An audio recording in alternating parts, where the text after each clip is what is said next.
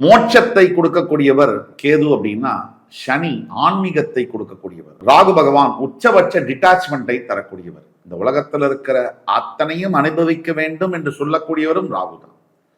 அதே ராகு தான் இந்த உலகத்துல எதுவுமே எனக்கு வேண்டாம், கோமணம் கூட எனக்கு வேண்டாம் அப்படின்னு சொல் வைப்பதும் ராகுவே. இந்த சனியுடைய ஹைபிரிட் வெர்ஷன் தான் ராகு.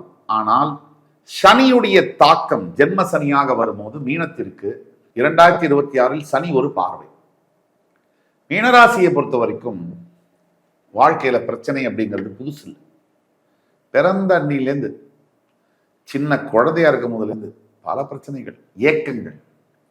இதை வாங்கணும், இதை செய்யணும், அதை பண்ணணும். இதுல 100 ஐட்டம் அந்த லிஸ்ட்ல இருக்குன்னு சொன்னா அதுல 50லேருந்து 60 கூட நிறைவேறல.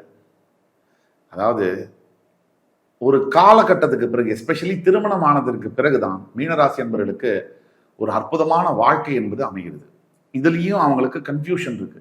திருமணத்துக்கு அப்புறம் தானே எனக்கு பிரச்சனையே அப்படின்னு கேட்பாங்க. உண்மையில சொல்ல போனா உங்களுடைய திருமணத்திற்கு முன்னாடி இருந்த வாழ்க்கையில நீங்க ஒண்ணுமே இல்லை. நீங்க திருமணத்திற்கு அப்புறம் தான் ஒரு மனிதனாக, ஒரு மிகப்பெரிய தலைவியாக, தலைவனாக உருவெடுத்திருக்கீங்க. இதுதான் சத்தியம்.